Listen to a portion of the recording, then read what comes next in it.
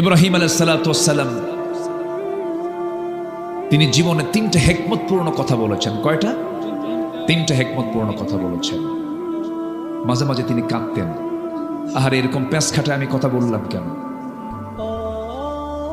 আমার বন্ধুগণ, আল্লাহ রাব্বুল আলামিন ইব্রাহিম আলাইহিস সালাতু ওয়াস সালামকে এত সম্মান দিয়েছেন, এত মর্যাদা দিয়েছেন, এত তাকে দাম দিয়েছেন।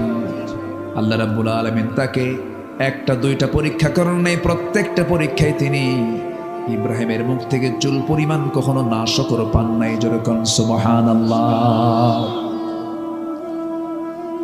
আল্লাহ রাব্বুল আলামিন এই জন্য তার সম্মান বিশ্ববাসীর সামনে উচ্চকিত করেছেন।